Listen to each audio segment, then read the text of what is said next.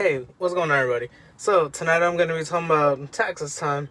And just for the record, any disclaimer, I'm not a professional accountant. I'm not here for legal advice. This is all for entertainment purposes. But, anyways, let's get started. So, we all know tax time is coming right now. Everybody's about to send their 1099 when it comes to the companies, Postmates, Uber Eats, DoorDash, and Grubhub, or any other thing you do, Instacart, and all that. So, are you guys ready? Like, do you guys know how much you earned last year? Like, that's a very important thing, especially because, you know, from the field, what you made last year, that's what you're going to pay for taxes. And everybody's tax bracket is going to be different, but for self-employment, at least in California, they charge you 15% for self-employment, and then they charge you, I think, 12 to 13% when it comes to, like, medical expenses and medical aid and all that type of stuff. So we're paying a whopping, 27 to 28% at least. That's before deductions, though. But I'm pretty sure we're one of the highest ones, so, you would have to look up for your state and then, talk to your accountant and everything. But it's very important to know how much you made, so you kind of get a feel what you should have saved to, or what you're going to pay this year. So just in case you don't have the money, then you can go work, and then, you can get to that goal for whatever how much you owe your taxes. So the second thing is going to be, so did you guys record or deduct all your miles that you drove?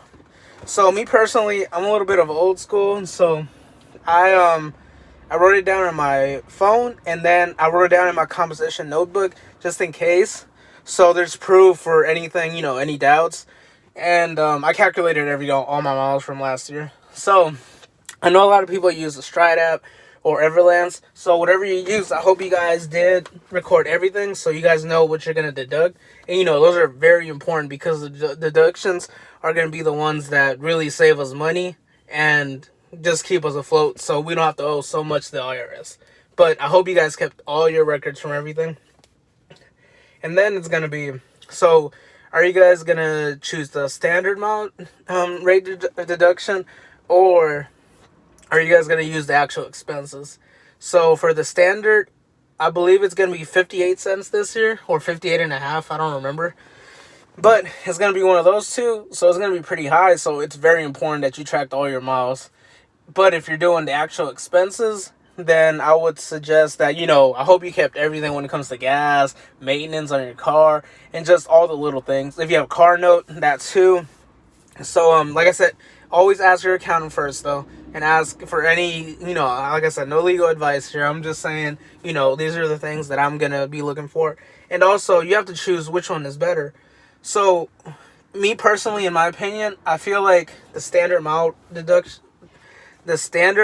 rate deduction is going to be better for the people that drove a lot of miles, or the full-timers, or even part-timers that worked a lot, because you get a lot of deductions when it comes to that. And then also it depends on your car too, because the actual expenses can add up if your car's a little bit older, or if they're a little bit older, then you might actually spend a lot on maintenance or oil changes and everything.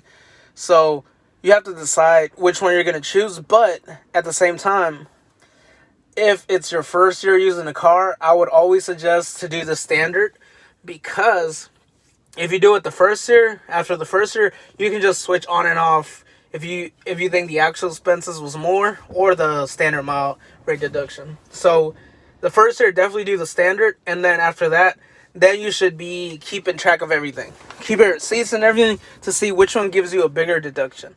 So that's going to be very important. But like I said, first year, always use the standard. So the next thing is going to be, do you have a professional you trust, or are you using something like TurboTax? So me personally, I've never felt too comfortable doing TurboTax or anything like that when it comes to doing my own taxes. So I'll usually go to the accountant, like with my dad, that he's had for a lot of years. And, I'll ask him all the questions too, like, are you, just all the deductions I can put and everything. But if you don't have anybody trusted, then that can be a little bit iffy, only because, a lot of people out here, they might have the title to be tax accountants or just accountants, but they might not know what they're doing. So you got to be really careful, especially if, if it's not somebody very licensed or IRS approved. So, you know, that's why I say always keep everything just in case you get audited too, because you don't know if your tax preparer did the wrong thing or they might have missed something. So, and then if you're doing it online, then, I feel like that's more self-explanatory because I think TurboTax kind of walks you through it. So that'll be a little bit easier too for everybody. But for me personally, I feel like, going to the accountant is better just for me. Only because this isn't the only thing that I'm reporting. So, I have other things. So my taxes can be a little bit complicated too. But if you're just doing food apps, I feel like TurboTax or any other like that, I think it would actually be better and way more cheaper. So, but it just depends on your situation. But if you have somebody trusted, then definitely go to them. If not, then you got to find somebody. Or, I think, I don't remember which one, but they offer H&R Block. I don't know if you guys trust that. But if I didn't have my own, I'd probably go to them and see how much, basically an estimate of how much I would pay and everything. But you guys got to remember, you guys got to save up for that too. If you're doing it with an accountant, you got to save up your money, to pay them to do your taxes. And even TurboTax, I know it's not a lot of money. It's like, what, 60, maybe $100 at the most. But, that's still $100. So, you guys save that money up or just get that money. And then the last thing, and then probably the most important thing is, did you guys save money throughout the year to not be, basically rushing or kind of panicking about paying your taxes? So I know certain situations people can't really save too much, or they really need the money. But during this time, you have to pay Uncle Sam.